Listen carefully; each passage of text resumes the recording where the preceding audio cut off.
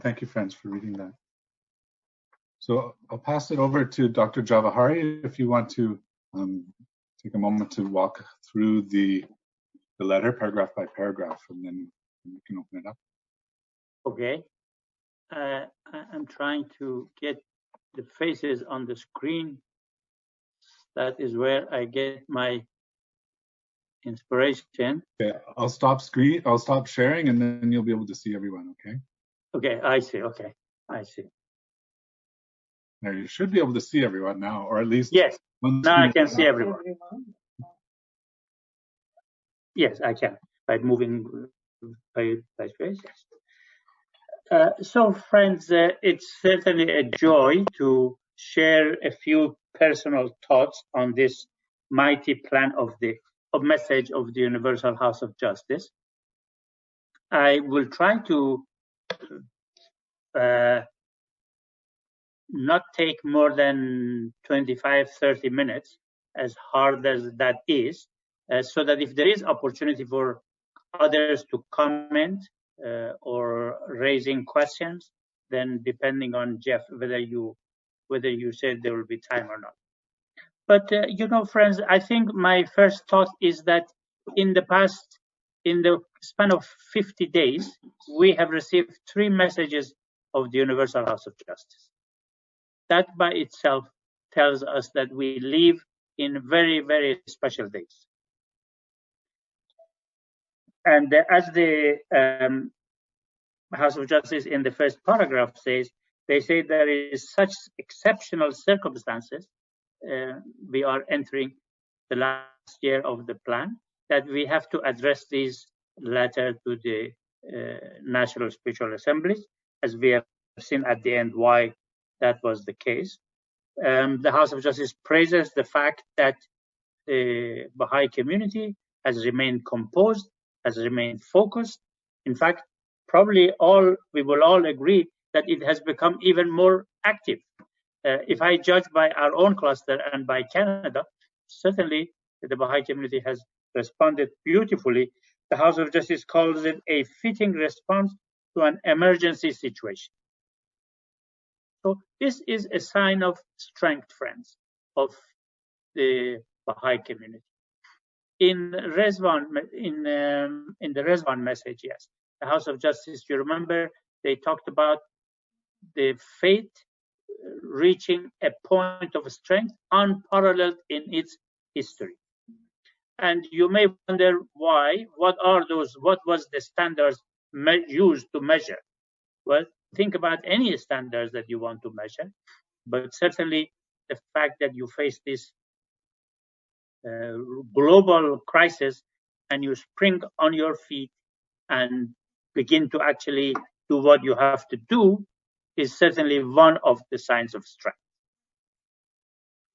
We may ask ourselves, what are the other emergency situations in relation to the society at large, when in the past Baha'i community could contribute and make a difference in the past? In my understanding, while there have been cases that Baha'i communities at different national levels had to face emergency situations, whether it was a war in an African country or a flood or a tornado in Vanuatu and stuff, I don't think the present Baha'i generation remembers a global crisis of this magnitude. Yes, we probably could say there was the Spanish flu in, I don't know whether 1915 or 1917. There was the World War I and World War II, but the Baha'i community at that time did not have the capacity, whether at the level of individuals or at the level of institutions, to make a difference. So it's very important for us to realize how significant is this opportunity, for us to realize that the more we grow, the more we experience, the more we are in the life of society, the more we have the responsibility and the more humanity will be counting on us to contribute to face that crisis. So that our first experience in the existing memory, the House of Justice says it's a fitting response to an emergency situation, is a very is a wonderful testimony.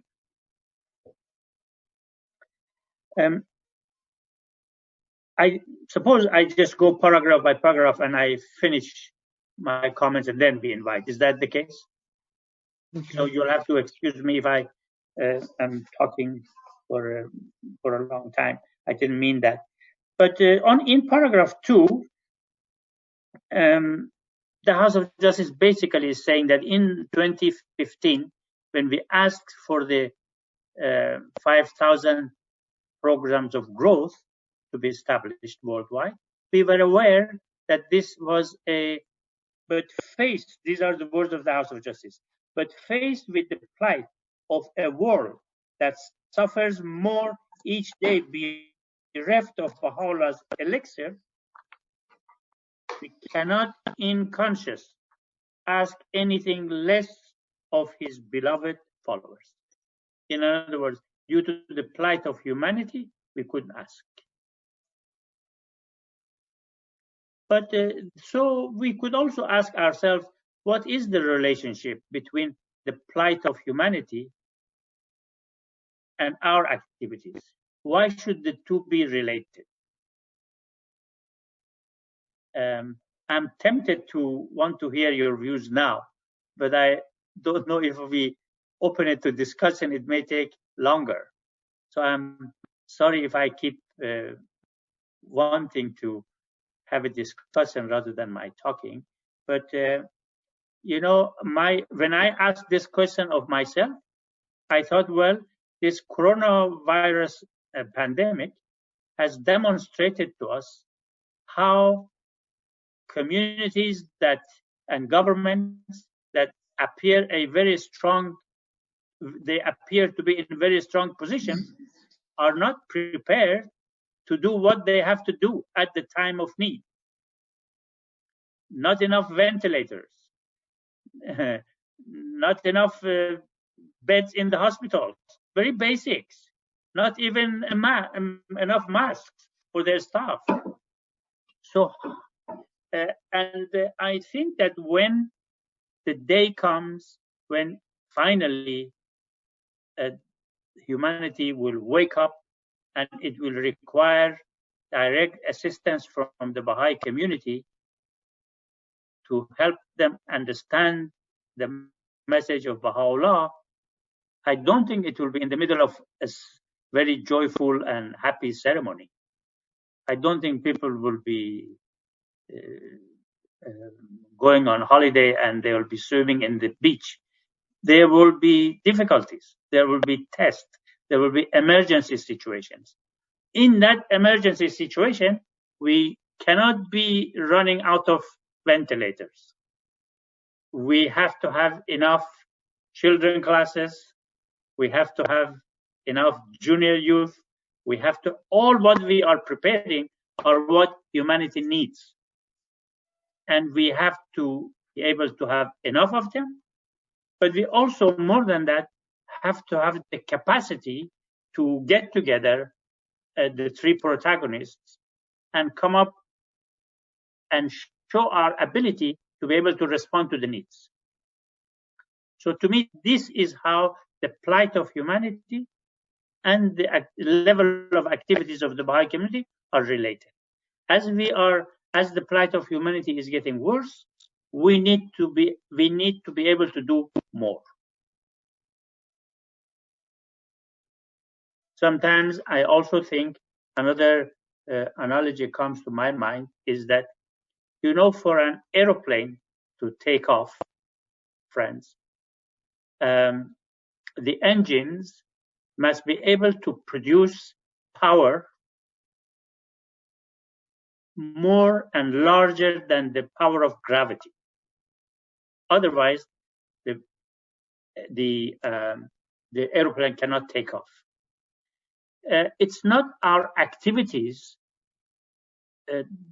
by statistic that matters, but it is the spiritual energy, that the intensity of our activities and the level of sacrifices that we make, that spiritual energy must be bigger and larger than the power of materialism that is pulling humanity down. So we need to, the two are related, the two are connected, and therefore the emphasis of the House of Justice on the intensity of the conversation in every cluster, on an increase in the number of devotional meetings, on an increase on the number of children class and junior youth and study circles, is for that purpose, to make us prepared to be able to respond to the needs of a humanity that is increasingly struggling with the lack of spirituality. But then the House of Justice, in the same paragraph, they talk about how in the past 4 years, we have, the Baha'i community has doubled what had been achieved in the past in 20 years before.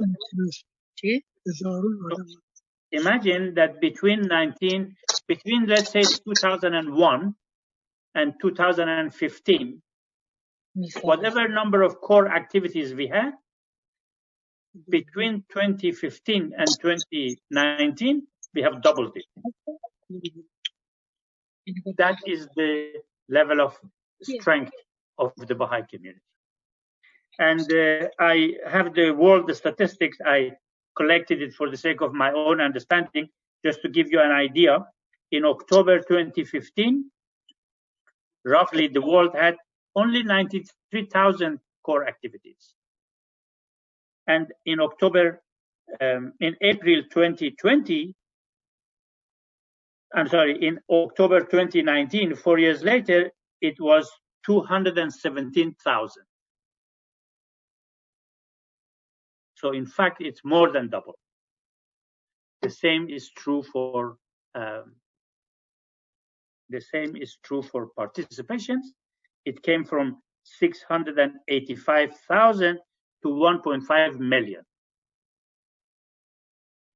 So you can think about this in your country. If you take Canada, Canada has done very well. It's one of the countries that is contributing to this process. And you can also think of your clusters, how well your clusters have done.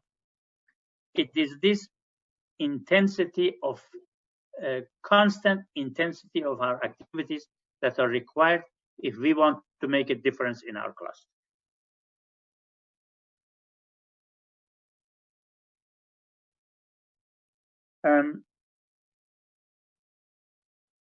So what we have achieved, the House of Justice says, is a sign of strength of our community. And the House of Justice is expressing its joy at the number of communities that are able to now adopt, now that the situation has changed tremendously. This agility, this power of adaptability, the House of Justice is praising it. And they are saying basically, giving us few very important advice here. One of the things that the Baha'i, our strength demonstrate, is that we did not take it as a vacation. We did not take it as a hiatus. We didn't say, oh, thank God, now let me go for a holiday, now that I cannot do my core activities. In fact, friends, I don't know whether you will agree with me. I think the way the few cities, at least in Canada, I have watched, as if people are looking at it as a hiatus, and they are just tired of sitting at home. And now that it's opening up, they, at least in some cases, they go for it, and in a very unreasonable way, ignoring what needs to be done for their own health and for the health of the public. So we as Baha'is have jumped on and sprang on our feet and realized, all right, we have to adopt. We have to make sure that we will make best use of the situation. And of course, you have read the messages of the House of Justice Nowruz and Rizwan. The messages and our responsibilities began by saying, take care of the needy, give priority to the one that is more at need. And so common sense, you have to participate fully in aiding others to face this calamity. But the House of Justice says, don't make a mistake. It is also time for serious activities, serious thoughts. And in fact, the state of the world needs more and more to render meaningful services. And it's even more urgent. So the key to me is to be able to see our taking care of the needs, taking care of the elderly, whatever we do for the physical aspect of this pandemic, and whatever we do for our core activities to really increase this meaningful conversation among the people, we see it as a seamless continuum of the same. It's service to humanity. It's just that what we do has to make sense for the circumstances. Therefore, you attend to the physical needs first, but don't forget that this is also the right time to look for opportunities of developing friendships and have meaningful conversation about the future of activities. In talking about our activities, it's very interesting that they say, on one hand, flexibility is very important, but on the other hand, they say also we have to watch that our activities remain focused on our localities. So you see, look at our tonight gathering. It's very exciting to be able to talk to the whole, basically from several continents. But if we go and use the technology this way, we may lose the focus of the fact that this needs to result in intensity of the conversation in our clusters.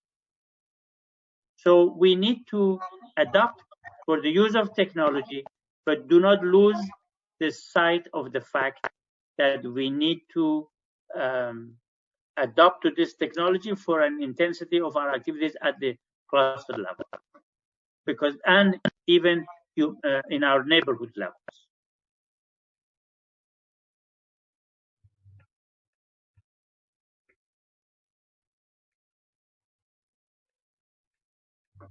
They talk about new possibilities that has emerged as a result of this. Not only we can do what we were doing before, but there are new possibilities. I don't know about your areas, but we have the number of people attending feasts has increased. The number of people who are as if they were marginalized, they had, different responsibilities, different way of life, were not allowed, they were not in a position to attend to the core activities or the feast. Now they can do it. And so the people who were not so interested in socializing, if you like, now there is more time at hand, and they are. So the possibilities for what we want to do is interesting that it has increased very, very much. But at the same time, the House of Justice is giving guidance to the National Assemblies. If some activities need to be postponed, don't worry. There is you will review it later. There will be a 1-year plan and so forth. And then in paragraph 5, they talk about all this is clear, but you may face into a challenge of not having enough access to adequate financial resources. You may ask yourself why. Why would that be the case? I think there is more than one reason, in my opinion. Again, as I said, I would have definitely would have been better if we were able to exchange views at this stage. But with the large numbers not being able to do that, I sometimes think that things may get more expensive. Friends who are facing financial difficulties may not be able to contribute the same level as before. Things may not be even be able, even if you have the money, you may not be able to buy everything that you need. But the House of Justice is saying, let us be absolutely clear and no ambiguity. The work should not stop because of lack of funds. The House of Justice is ready to assist, but it's also beautiful they express their confidence that the body of the believers will arise, and particularly those with means will come to your aid. And when I read this, friends, I thought, how interesting, because those with means, they also have some good sense of business to think about. One time I remember when we were still in Haifa, a friend who was quite advanced in age, but very well off in terms of finances, was passing through Haifa and wanted to see me. As we were talking, it was the time when the House of Justice had announced the 95 youth conferences.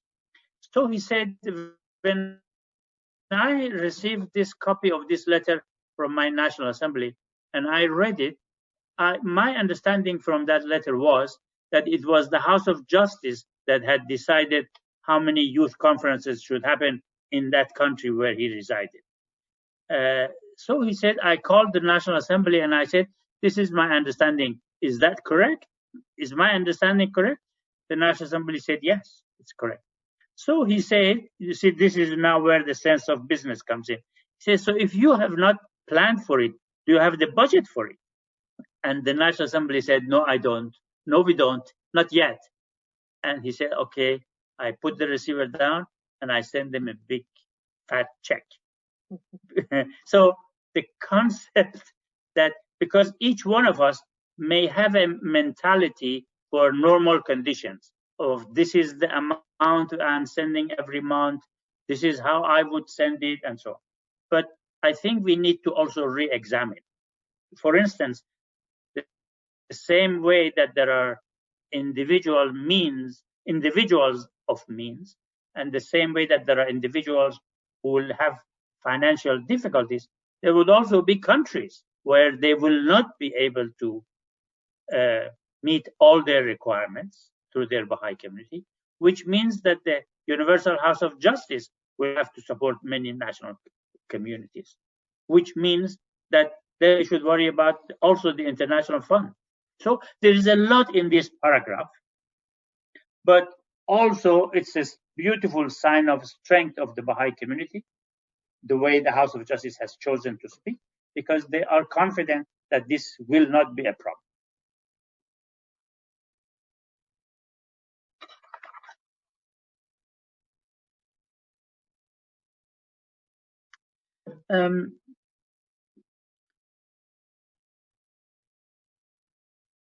Paragraph 6, it has two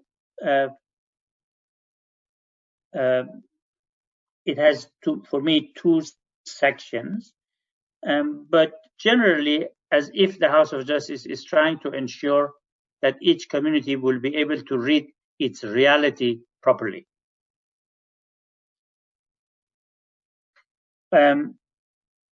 One is talking about, first they are talking about the areas that are already affected, and by saying that the challenges are different and these challenges will change.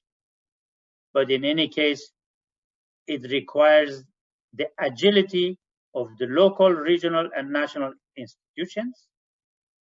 And I think each institution, and I would say particularly the local spiritual assemblies, because national assemblies are used to this. but local assemblies should now also try to read their reality well and see what is it that the friends need. What should they do? What do they see is going to happen in the next 6 months to 12 months? The House of Justice emphasizes that you should consult with the councillors. Well, I think at the level of local assemblies, there should also be a consultation with the auxiliary board members. And they talk about this consultation to be a constant exchange of informations, to be able to see the possibilities that exist and the situation predicted before it can happen. So this is an exercise that not necessarily many of our local institutions are used to it, and it's wonderful to really attend to it with the aim of seizing the opportunities for service. And then they refer to the countries or the regions or the cities where the situation may get worse. And they advise to prepare for it before limitations does not allow you to prepare.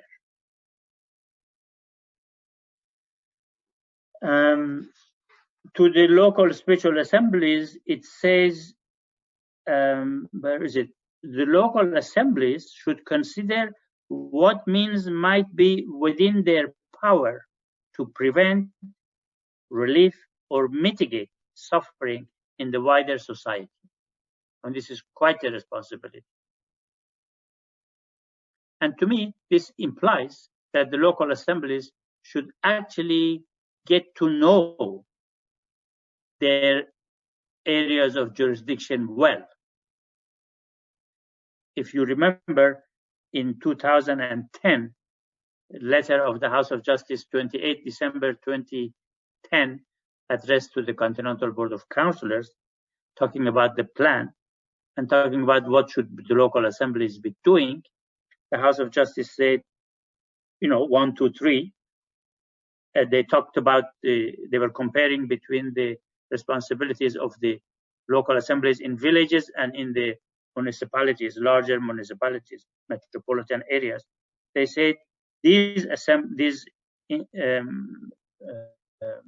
the municipal areas, in the metropolitan areas, the institutional structures in an urban area, then they say social, political, and cultural, with which the assembly, the local assembly, must learn to engage are wider. So to me, this sentence does not mean what does the local assembly have. Yes, what you have, your community, you're resourceful of the Baha'is and so on, it's what the community has. But maybe the possibilities exist for cooperating with other organizations in the cluster through the local assemblies. So it requires a very thorough examination of the situation, predicting what can come, and consulting the believers and others as what are the possibilities for us to make a difference,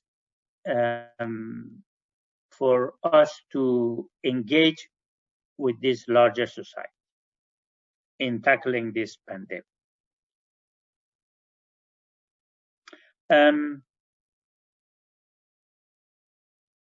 Okay, and then in paragraph 7, friends, the House of Justice is saying that when society is facing difficulties, the concept of service speaks louder. In other words, it becomes to focus. And they are saying you may have different lines of action, but this is now the time to realize that it will all surge into one, converge into, it becomes a service to that community. And if we have to, my understanding is that it says if we have to modify some of the activities, by all means, we should do it. but we should also demonstrate, as we have done so far most beautifully, the relationship that exists between the three protagonists of the plan, demonstrated to the world how the three protagonists cooperate with each other, how their relationship is characterized by love and obedience and cooperation, so that we become we are noticed by the larger society. The community building power, or the civilization building power of the cause of God, is demonstrated to the larger society. This is an opportunity. And then what I think is very important in this paragraph, they say, do this because there is another area of service that also needs to be responded to, and that is discourses of society.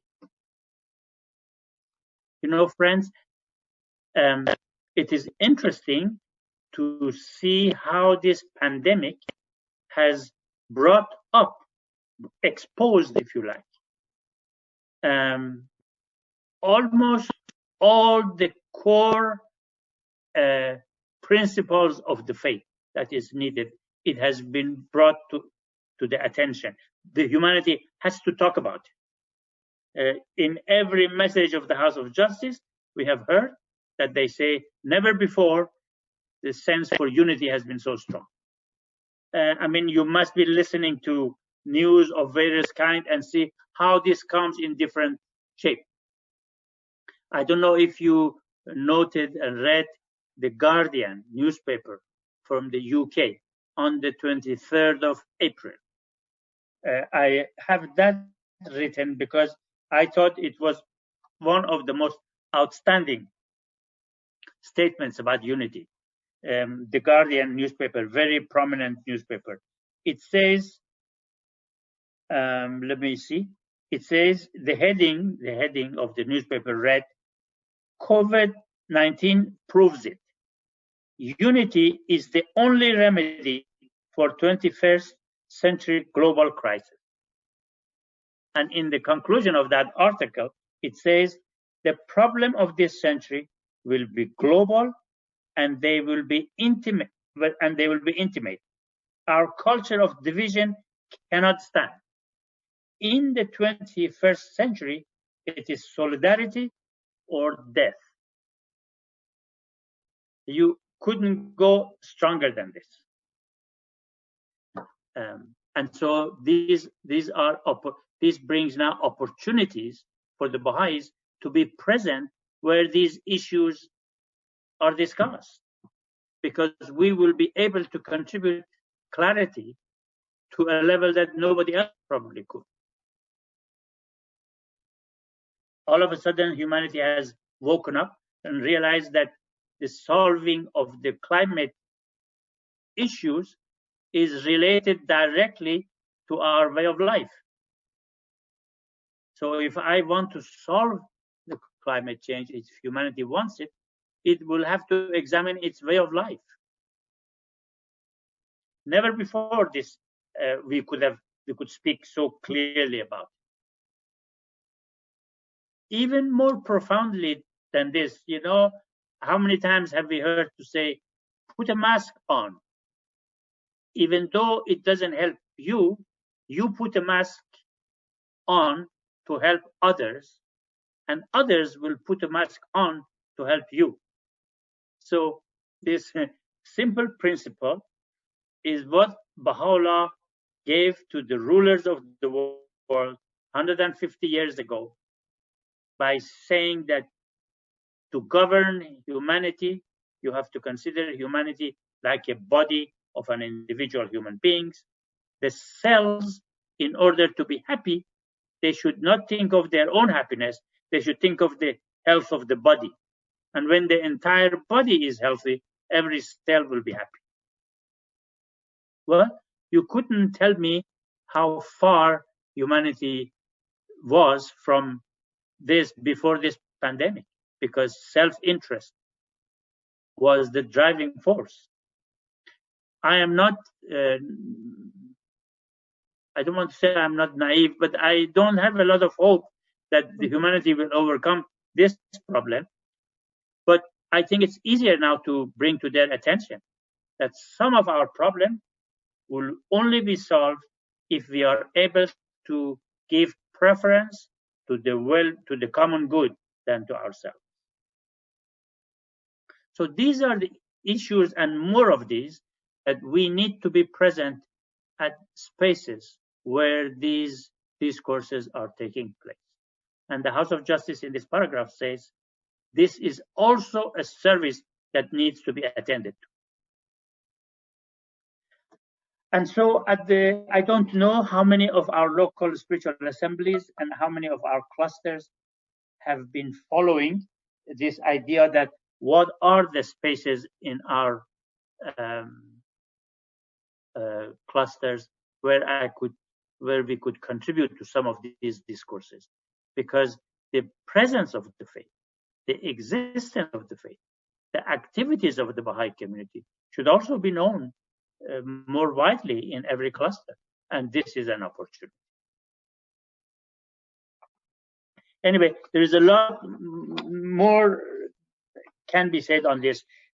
When you think about what the impact that the World War I and World War II had on the faith, and as horrible as the result of these World War were, they resulted in a shift in the direction humanity began to look for the governance of the global affairs.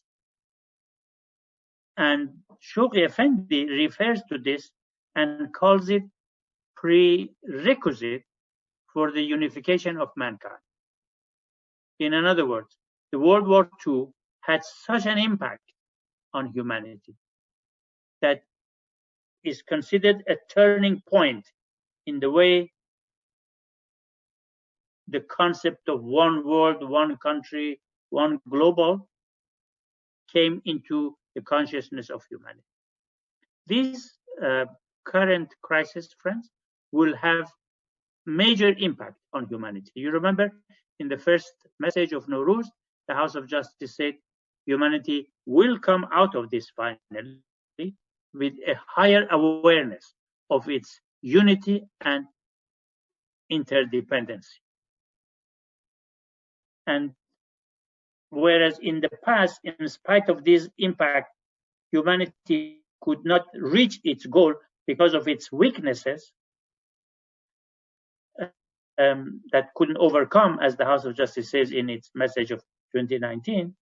Now we are in a position to contribute to the discourses, not allowing humanity to miss again the opportunity because of its weaknesses. And its weaknesses, self-interest, materialism, lack of balance between spirituality and materialism, and so on and so on.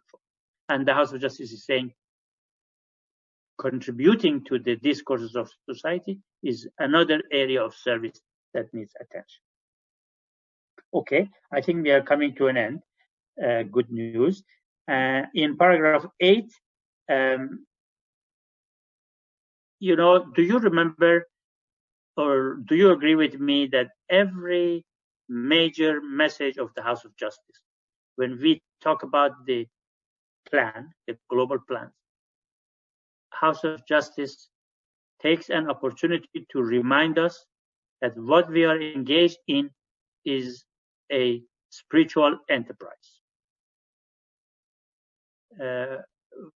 Friends, otherwise, sometimes I think that if we are not fully aware of that, we could look like a very nice, spiritually minded NGO that are engaged in certain activities.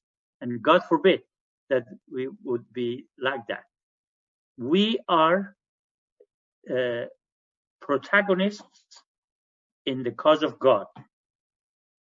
We are, by our faith by our sincerity, by our sacrifices, by our obedience to the head of our faith.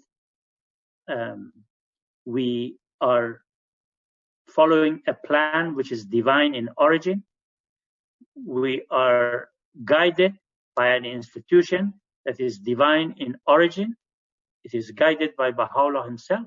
And our aim is to, through our sincere efforts, to facilitate the release of spiritual energies that will then sort out the problems of the world. We are not solving the problems of the world, so to speak.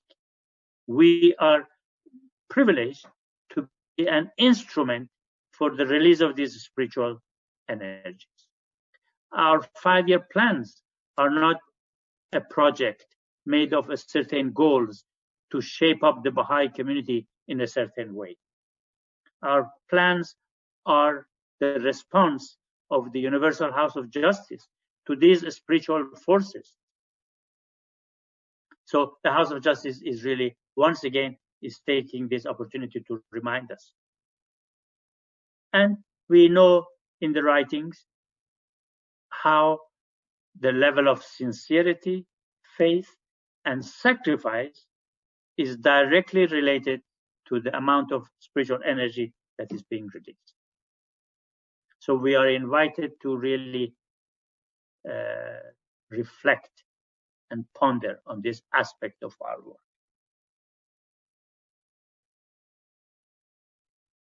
And the paragraph 9 is that beautiful paragraph that says we don't know how long this will take, but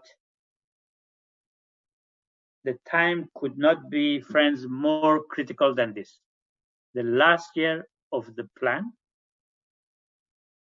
of the last plan of this, of the last quarter of the first century of the formative age. By Rizwan 2021, we will begin a new series of plans, which will all be based on what we have achieved so far. So it could not be more critical. It could not be more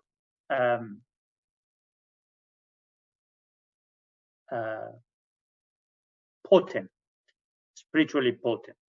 So to me, I think that the end of the first century of the formative age, referring to the first century of the formative age, the beloved guardian talks about the implications of the content of the will and testament of Abdul Baha, requiring the passage of 100 years time, which is 2021, and the guidance of the House of Justice.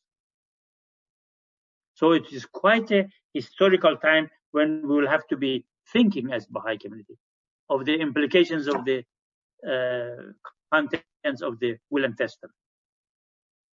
It is the 100th anniversary of the passing of Abdul Baha. The Universal House of Justice has added to this potency by adding the construction of the Shrine of Abdul Baha.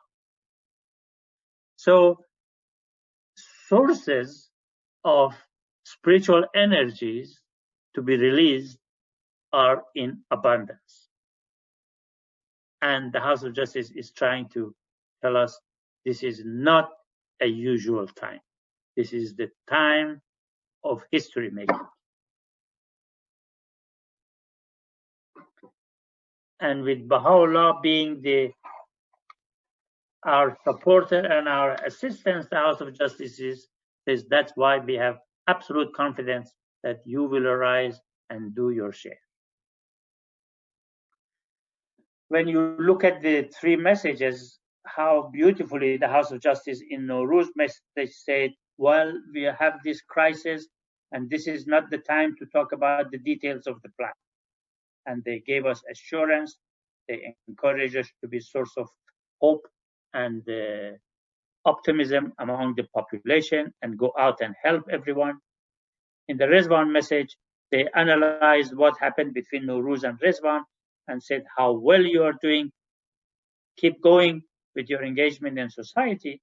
And in this one, they said, all right, we have talked about these aspects of the pandemic, but nevertheless, we also need to discuss about the details of the plan as how we should adapt to it. And this is why it's addressed to the national assemblies, because it has a bit of business and decision makings to be made as well. So see how organized. The House of Justice, in one of the paragraphs I forgot to mention to you, they said the Friends need clear guidance. You know, friends, I think this is very, very important.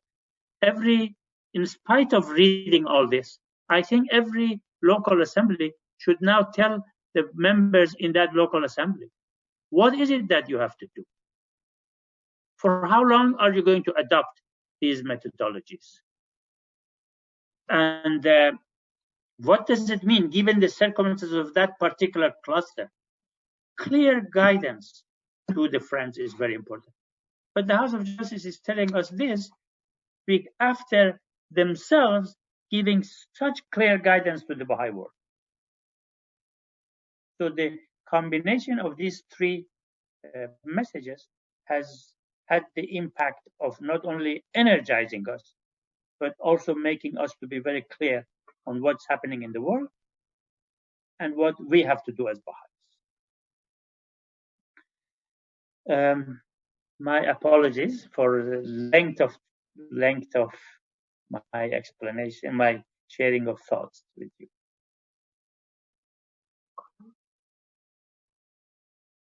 Jeff, I'm really done.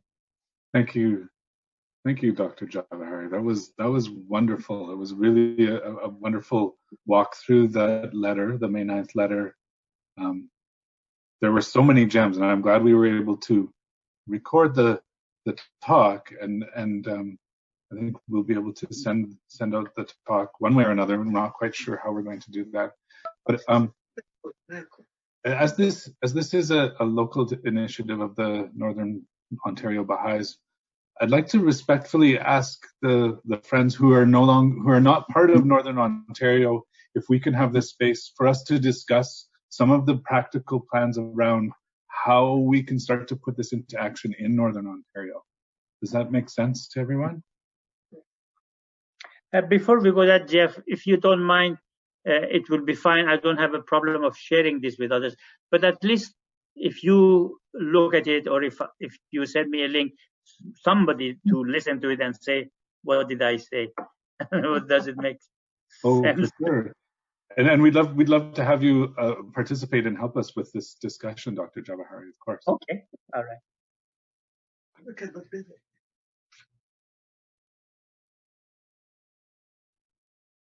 I just have seen Farzan and Nicole. I just want to say hello to them. Hi guys, how are you? Thank you so much for joining us. It's so lovely to see you. Thank you. We missed you so much. Yes, we were supposed to have gone to Thunder Bay. We missed all that. Oh. Yes. There's friends from Thunder Bay here, though, I think. Yes, I heard that. That's wonderful. So Jeff, for Jeff, just a suggestion. I don't know, like I was on one of the council things and they found that there's on the participant, there's a little hand thing that people can put up their hand and then you can kind of run people through it. So that way there's some kind of organization to when people want to talk or whatever they want to see. I just, that's one of the ways they did it anyways, is the little hand thing. And they also offered people could put chat there too, and then they could send it in chat or put their hand up, depending on which way they wanted to go, and then you just go through the chats and through the hands, and that's just a suggestion. Yeah, thanks, Chris. Yeah, I'll try to take a look, and if people have questions, they can, like Chris mentioned, put them in the chat, or if somebody wants to speak, put up their hand. But I think I would put the question now after we've heard Dr. Javaheri go through the letter. So what does this mean? What is the message, and how do we relate it to our local context in the clusters of Northern Ontario? How do we move forward with moving our clusters towards the goals of the 5-year plan, which is to move the 4 or 5 clusters in the north forward to the second milestone? How do we get from where we are to there?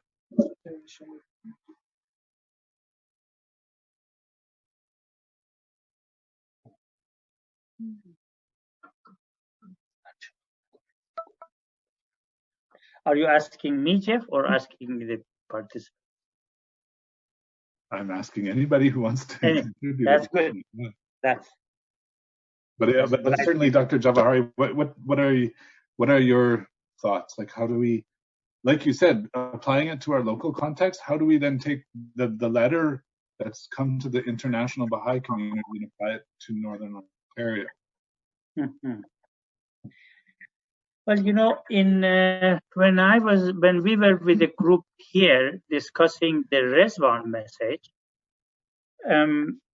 I had extracted, if I remember correctly, between Nowruz and Rezvan message, there are 5 or 6 lines of action that the House of Justice says you should be doing this. And I think that it begins by saying, attend to the needy, give priority to the one who is more vulnerable, and so on and so on. So the needs, the healthy, extend a hand of help and support to efforts being made to meet the needs of health of the community, something like this, right? Have these lines of actions in front of you in the community, because it then says, also, don't forget that people need to be cheered up, to have hope, to have good conversations. And so people need to, they respond to prayers a lot more. So it's an opportunity to increase the number of devotional meetings. And of course, every community, the advantage of this is that you have to then see who are your manpowers and how much can they do. And given the urgency of the matter, how many of the friends in each cluster can actually modify their way of life, even if it is temporarily, in such a way that they can do more. So, yeah, based on the essence of these 3 messages, I think that, but then, you know, the area teaching committee in each cluster and the local spiritual assembly should assist the friends. They need clear guidance of what to do. That's the essential. The House of Justice says that your consultation must be constant. So, for instance, to me, is it now enough to, like before, we send our commentaries and suggestions to the local assemblies every 90 days, or it's too late? Maybe the local assembly should consider facilitating a way where I can share my suggestions anytime. You see, so there are, what we have been doing needs to be reviewed and a new approach be adopted. As a result, we become more responsive to the needs of the community, of the society. So I've got a question that came from Louisa. Any tips on how to regain lost momentum? Any tips on how a community can regain momentum that was gained and then perhaps has been lost somewhat through the pandemic? Maybe we could share the specific example. Mm-hmm. Sure. You want to go ahead? Well, does Louisa want to go ahead? I was wondering if perhaps our pioneers could tell a little bit about where we were just before the pandemic struck and how we can bring it back with movement. We can Zoom and we can do those things, but Is there a way to bring the movement back, the upward movement? I don't know if Kalila or Chandon want to explain sort of where we were.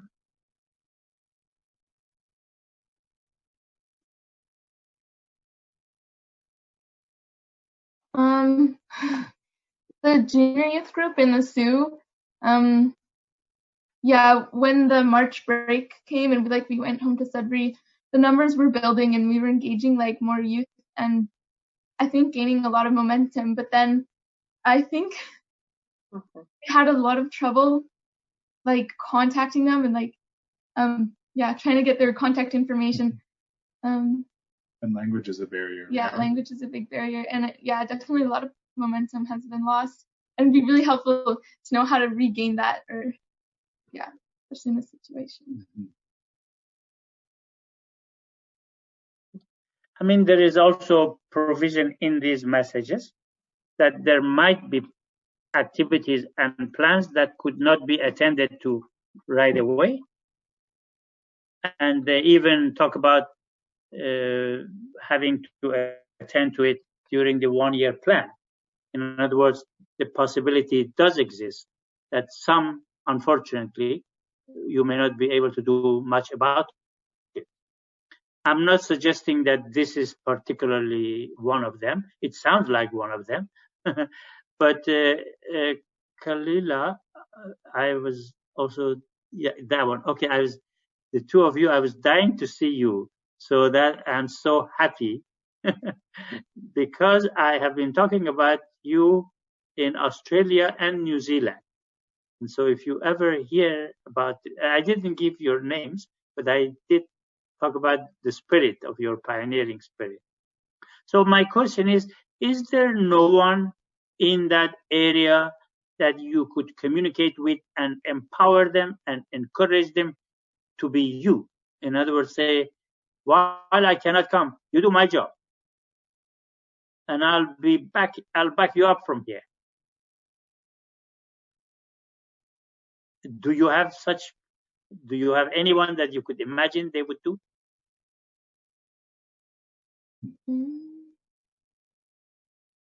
Well, there is like a youth in the neighborhood that has like the contact information of a lot of the junior youth, but she is supposed to move away. I don't know, Kalila, do you think? Who is that? Noor. No, she's not moving away. She's not moving away. No, she's not moving. What?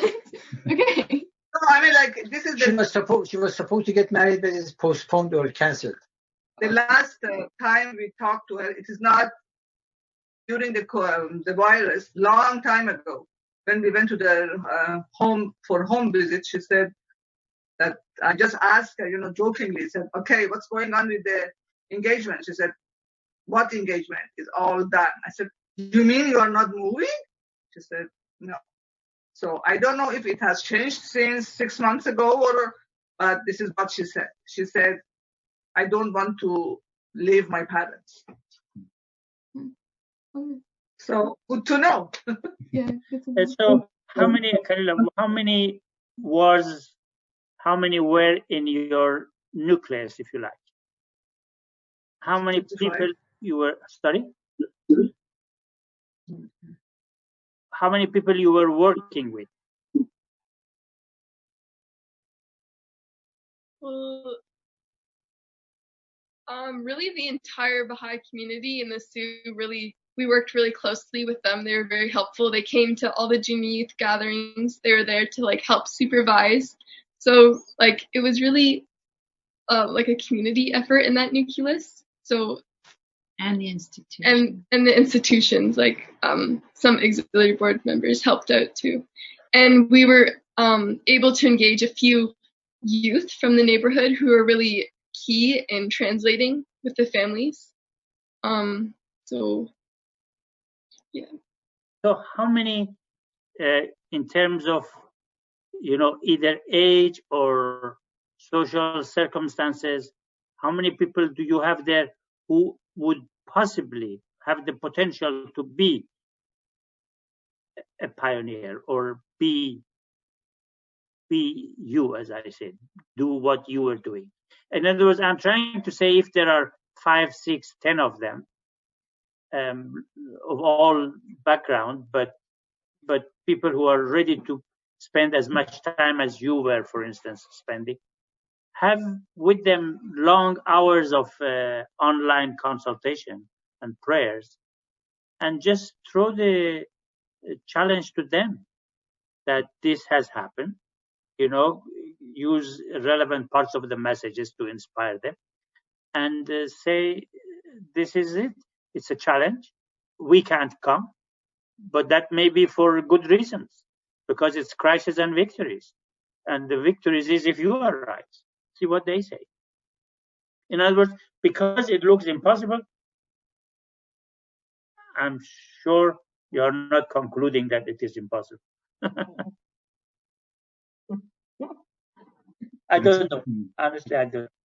Because the sort of the parameters of the situation are different, but they also change with the current pandemic, because the population they were engaging with was largely Syrian refugees who had very limited English. So it was a lot of body language and sitting and talking together, being in face to face.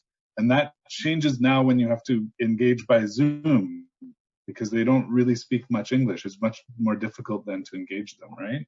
Mm-hmm. But it also opens up the pool of resources who could possibly help, right? Because you were limited by the people who could possibly speak. It's Arabic that they spoke? Arabic. Yeah. But yeah. Or it may be, the answer may be that you are back to Sudbury. So be a pioneer in Sudbury in that spirit. And by next year, you would have produced, you would have helped develop so many others that, some next year people can go again back to Thunder Bay and other places. In other words, yes, at the same time, also we cannot be, we just have to see what can be done.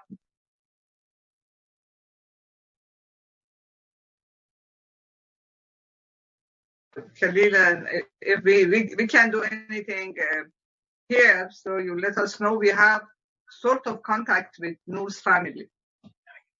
Occasionally, yeah. Occasionally we call, and sometimes they call back. If I could say something, in Thunder Bay, we have a couple of different families that are Arabic speaking, and some that have actually got firsthand experience working with refugees, with Syrian refugees. So maybe we can have some consultation. You're familiar, we've done a little bit with one of the friends from here that came for a short time, Roya, who you know. But I think that if we could consult together, we might be able to release some resources or figure out some way to provide some support.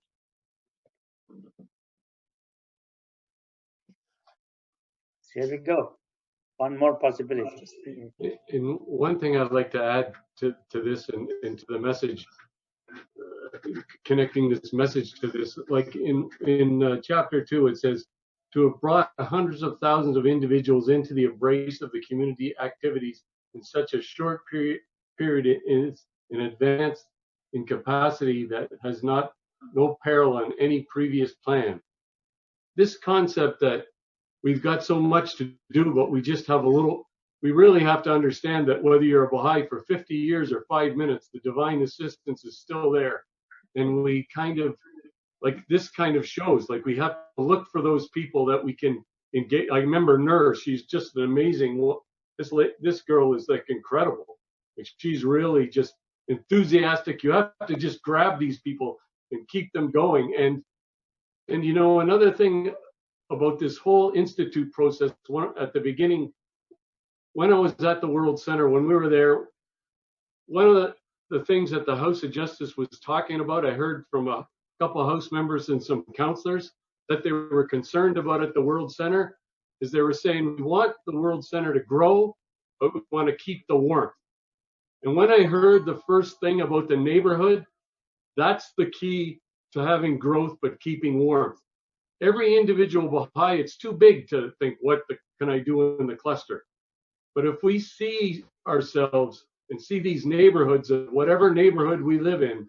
That's our primary responsibility, to see what's there, to see and to start see those things. And as we see those little things, they kind of give us the assemblies and institutions greater understanding of what really we have to do. Because I think the whole institute process is to empower the individual.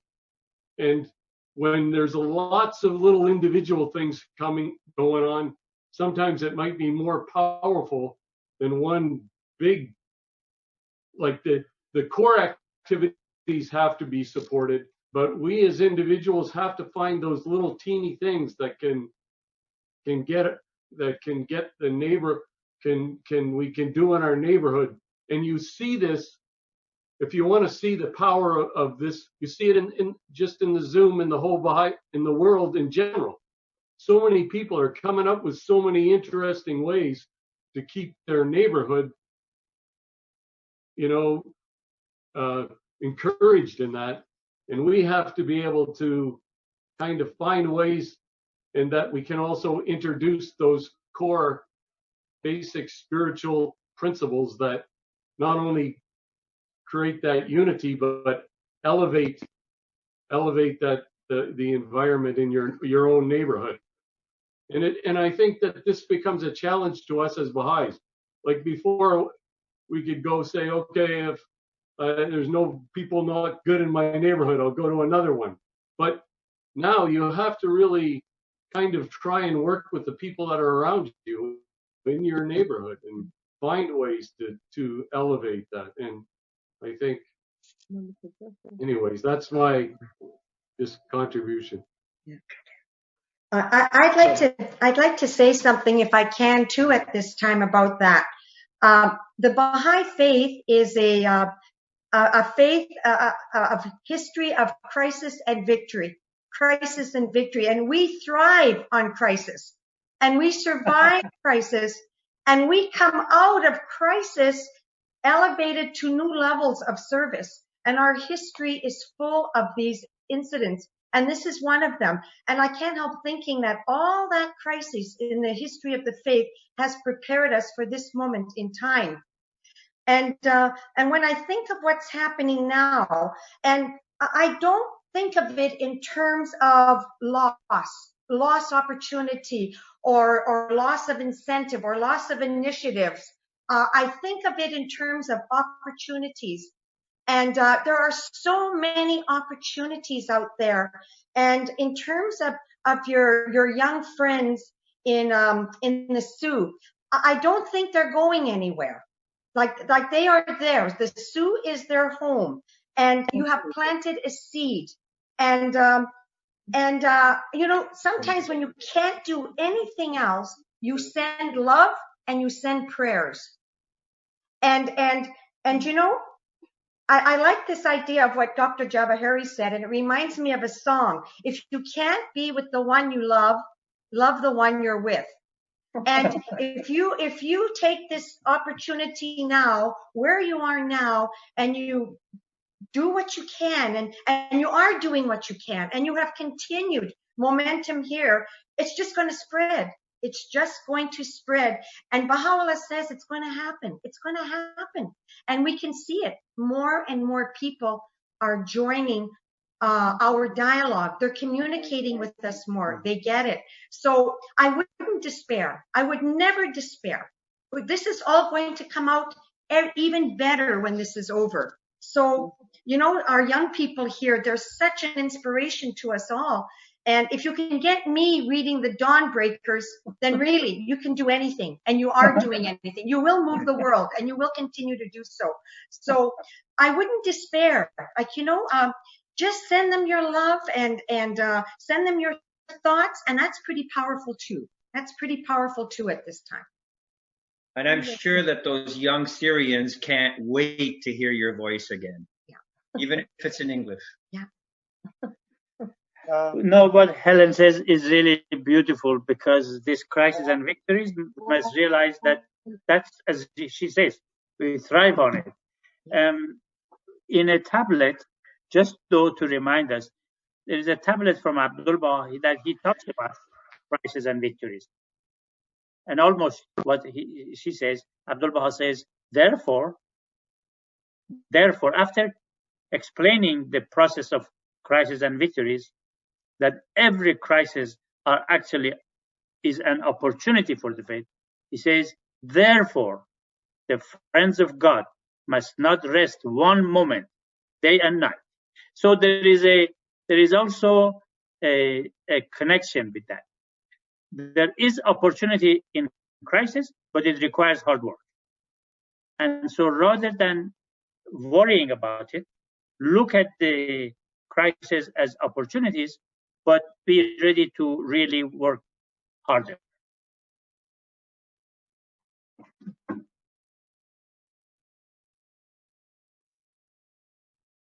Yes, there's no getting around the hard work, right? Hard work. There's no magic solution. No, that's correct. You know, there's a prayer of Abdul Baha in Arabic, but I don't know if it's translated in English, but it's one of my favorite prayers because he asked God to strengthen our back to serve thee, give power to our tongue to spread your word and all that. He says 3 or 4 of these requests from God, and then he says, Hatta nahdi al-umam, until. So, because you say, when you read that, you wonder, so for how long you're going to do it? He answers that. He says, until the day when we have summoned all humanity to the shore of the ocean of thy words. So, in other words, for a long time to come, there is no there's no escape from hard work. I think Sana knows the prayer.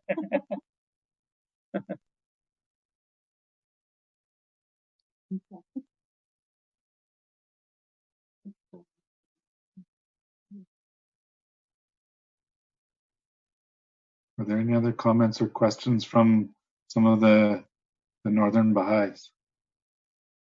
Can I say something? Sure, go ahead. Yes. Alapa, dear friends, Alapa, Dr. Javaheri. I am from Parry Sound, Ontario. Okay.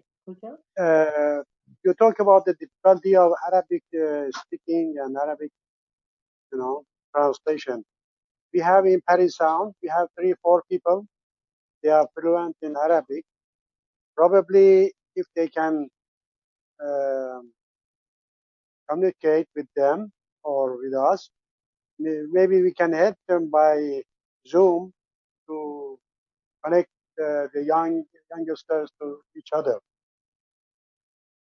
Because my sons, they are here, my daughter-in-law, they are here, so they are young too. They can communicate together, and then probably they can help. I think, I don't know, probably. Yeah, that would be wonderful. It's a great suggestion. Yeah, that is the one I was thinking that maybe they can do it. We've had an offer already in a private message. Okay. That's great, though. It's amazing to see the potential when the crisis hits, how we can turn it and use for all of the friends who are not from Northern Ontario. One of the main factors that we struggle with is the feelings of isolation and the very widespread small pockets of Baha'is across a huge geographical area. Suddenly we find that the whole world is isolated, just as we are, but by technology we're also connected suddenly, and it's a demonstration of the unity of oneness. And yeah, it's great to see that there's a couple of offers already of people who can help with this. Jeff, in the next series of plans, hopefully, every isolated believer in North Ontario will be told to have a intensive program of growth where they are. So they will come out of isolation. Look forward to it. I was thinking that like during this time of this pandemic, we just started some Zoom consultations with Baha'is from around Northern Ontario. kind of two, really. I think this is kind of a third, but I think that that this particular consultation with the benefit of Dr. Javaheri is really helping to focus us so that we can use those that space to really look at practical needs, like what needs to be done, and how we can respond to these needs and work together, so that really we're having now, I think, before us an opportunity to really come together as a region in a way that we never, to reach a higher level of unity and collaboration. So I think that I can see that we've already talked about a few specific things. I think at the last call, I think it was the last time, we talked about what were the goals for the North, which I hadn't really been aware of what the goals were. And that was, and we have, for example, somebody from Port Francis here, Sherry de Gagne. And so realizing that, we would like to get some core activities going in some of these places. So anyways, I think that this has really been a wonderful benefit for us to become more focused and to carry on and to have some really good changes, some good growth. Mm-hmm. Who knows, maybe a consultation as whether you need to look into more efficient use of technology in the North. Maybe even when the crisis go away, North will benefit from this technology. And so does every Baha'i have access to it? Does anyone needs to be trained to use of it? In other words, there are many different aspects, one of which is this technology. The assemblies should find out that if there is a possibility that with the technology we will have a bigger reach, maybe that's the way we should go, including the non-Baha'is. So, yeah, there are a lot of examination that needs to be done.